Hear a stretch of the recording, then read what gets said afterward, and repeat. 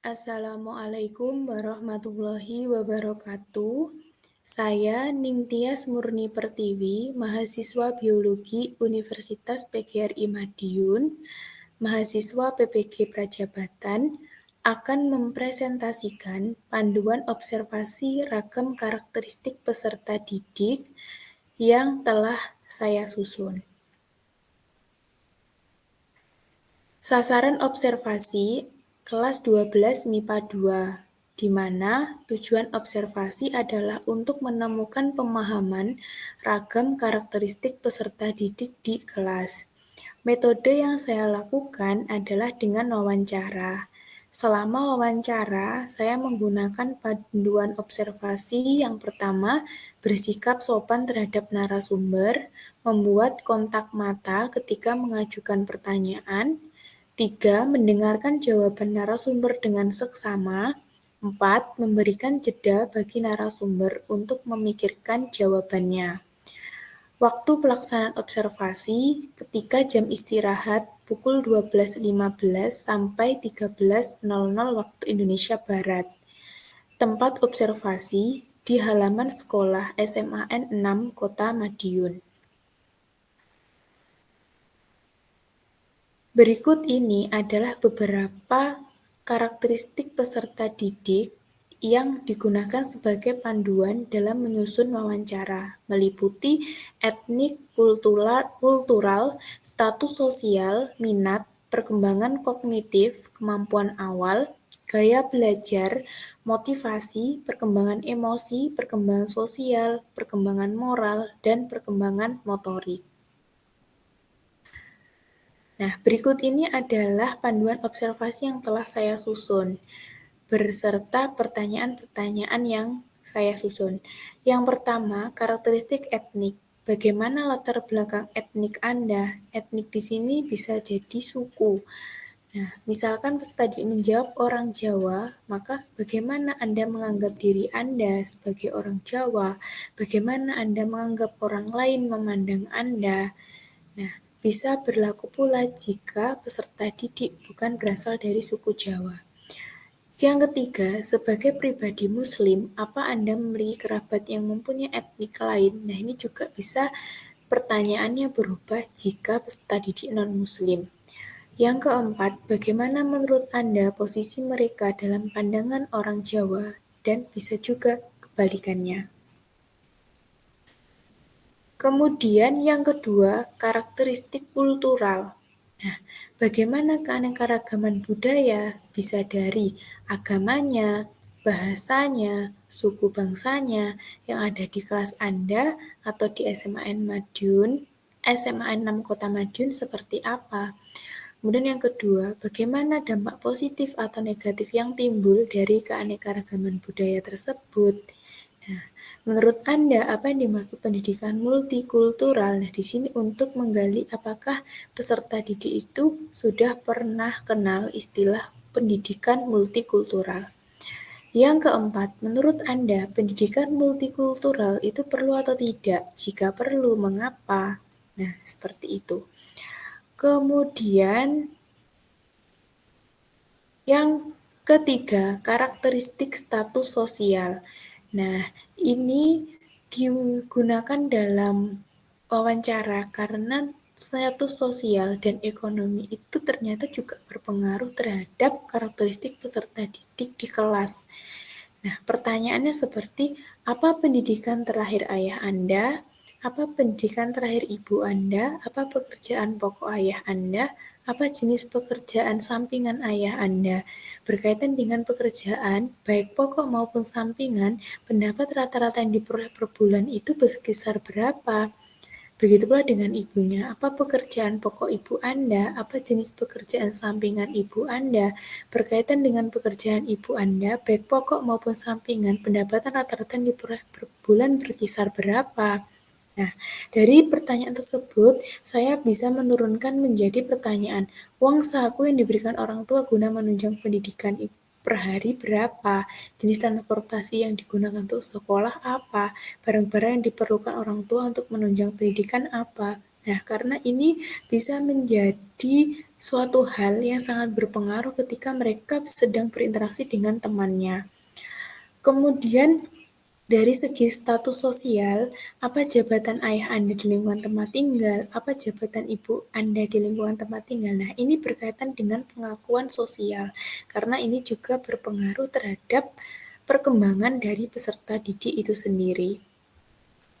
Kemudian yang keempat, dari karakteristik minat. Nah, ini untuk menggali apakah peserta didik itu memiliki minat dalam pelajaran biologi. Nah, pertanyaannya, bagaimana perasaan Anda ketika guru biologi memulai pelajaran?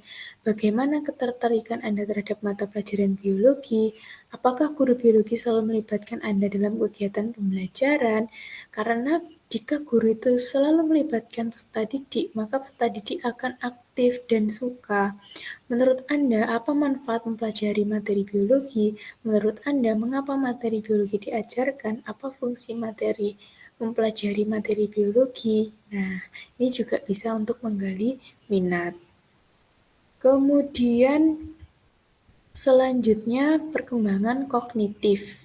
Nah, ini berkaitan dengan metode yang diberikan guru, bagaimana pengaruhnya terhadap kognitif peserta didik. Nah, di sini saya tidak menggunakan istilah, tetapi saya menggunakan definisi.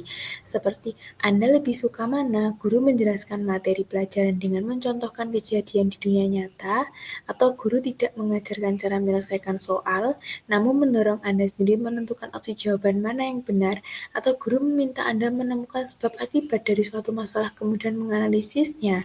Nah, ini di cross check dengan pertanyaan kedua, bagaimana metode mengajar guru di dalam kelas, seperti itu. Kemudian yang ketiga, bagaimana media yang digunakan guru saat mengajar, apa jenis evaluasi yang dilakukan guru di akhir proses pembelajaran. Nah, karena evaluasi itulah yang digunakan untuk menentukan apakah pembelajaran digunakan oleh guru itu berhasil. Dan yang keenam, kemampuan awal. Nah, ini untuk menggali pengetahuan apa yang sudah dimiliki oleh peserta didik. Sebagai contoh, di sini saya mengambil materi sistem pencernaan. Nah, karena kita tahu bahwa kelas 11 di SMA itu ketika di SMP dia sudah mendapat materi pencernaan juga. Nah, saya ingin menggali ingatan peserta didik. Seperti, apakah Anda menyukai kegiatan praktikum? Pernahkah guru Anda melakukan praktikum uji makanan? Apakah menurut Anda uji makan adalah hal yang sulit? Nah, apakah dalam sistem pembelajaran guru menggunakan model tertentu? Apakah Anda pernah mengalami permasalahan pencernaan dan ingin mengetahui penyebabnya? Nah, ini juga untuk menggali. Ketika peserta didik mungkin sudah praktikum, dia mengetahui kandungan makanan itu apa saja. Nah, ketika terjadi permasalahan pencernaan itu, kira-kira dia bisa menarik kesimpulan enggak, ini penyebabnya apa, dan bagaimana usaha yang bisa dilakukan. Nah, ini juga untuk menggali apakah pengetahuan yang sudah didapat peserta didik diaplikasikan dalam kehidupan nyata. Selanjutnya, gaya belajar. Nah, di sini saya juga tidak menggunakan istilah, tapi saya menggunakan definisi, karena tidak semua peserta didik itu tahu tentang gaya belajar itu namanya apa saja. Seperti, apakah Anda selalu mendokumentasikan setiap kegiatan yang diselenggarakan oleh guru biologi? Apakah Anda selalu mengulang materi yang telah diberikan saat di sekolah? Apakah memahami materi dengan cara menghafal? Apakah memahami teori dengan melakukan gerakan? Apakah mengadakan kegiatan kelompok itu dapat membantu meningkatkan pemahaman materi?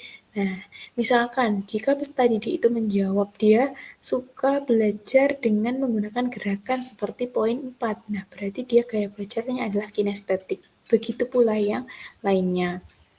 Selanjutnya, berkaitan dengan motivasi belajar. Nah, motivasi belajar ini sudah saya susun di panduan observasi sebelumnya di topik 2. Di sini saya hanya memasukkan lagi seperti apa motivasi peserta didik belajar, bagaimana usaha untuk mendapatkan nilai yang baik, apakah peserta didik selalu mengulang materi pelajaran yang sudah diajarkan guru, apakah peserta didik sudah mengerjakan tugas dengan baik, apakah peserta didik mengumpulkan tugas tepat waktu, apakah ada dukungan internal yang mempengaruhi motivasi belajar peserta didik. Nah, seperti itu. Kemudian yang kesembilan, perkembangan emosi. Nah, ini untuk mengetahui apakah peserta didik itu suka, apakah dia senang, apakah dia nyaman, apakah dia merasa aman ketika proses belajar di sekolah, seperti itu. Contohnya, apakah guru pernah menggunakan permainan saat kegiatan pembelajaran, apakah ruang kelas dan ruang pelajaran itu nyaman bagi peserta didik untuk belajar. Kemudian dari segi emosi, peserta didik tingkat SMA itu masih labil, masih suka berubah-ubah mood-nya, misalkan karena perasaan atau yang lainnya yang dapat mengganggu pikirannya sehingga dapat mempengaruhi pembelajaran. Kemudian, bagaimana guru merespon peserta didik yang belum bisa mengekspresikan diri? Nah, ini untuk menggali apakah guru itu sudah menunjukkan sikap empati terhadap peserta didik yang mengalami kesulitan belajar. Kemudian yang ke-10, perkembangan sosial. Nah, ini untuk mengetahui kemampuan peserta didik bersosialisasi. Apakah guru itu sudah membangun seperti peka terhadap situasi sekitar, berempati, saling menghargai, saling berinteraksi, komunikasi, seperti itu. Nah, bagaimana guru membangun itu? Apakah dengan belajar kelompok, apakah dengan mengerjakan proyek, seperti itu. Kemudian, apakah ada pengaruh internal seperti keluarga yang mempengaruhi perkembangan sosial? Apakah ada lingkungan eksternal yang mempengaruhi perkembangan sosial seperti rekan sebaya gitu. Dari situ, apakah dia berpengaruh terhadap rasa percaya diri peserta didik? Apakah dia rasa percaya dirinya itu berkembang? Nah, itu karena sangat mempengaruhi karakteristik peserta didik juga. Kemudian perkembangan moral. Nah, ini untuk mengetahui penanaman karakter apa yang sudah dilakukan sekolah dan guru. Seperti apa yang sudah dilakukan guru dalam membangun moral, apakah perilaku moral itu sudah diterapkan peserta didik. Nah, seperti apakah peserta didik itu bisa mengelola perasaan bersalah, apakah peserta didik bisa membedakan bahwa suatu perilaku itu baik, buruk, benar, salah, layak atau tidak layak. Nah, seperti itu. Nah, yang ke-12 adalah perkembangan motorik. Ini untuk mengetahui keterampilan siswa.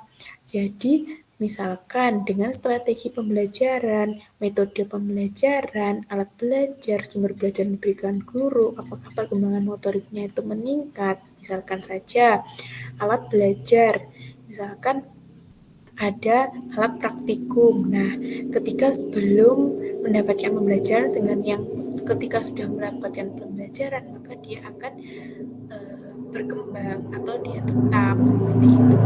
Nah, ini adalah 12 aspek karakteristik peserta didik yang sudah saya masukkan untuk menyusun panduan observasi.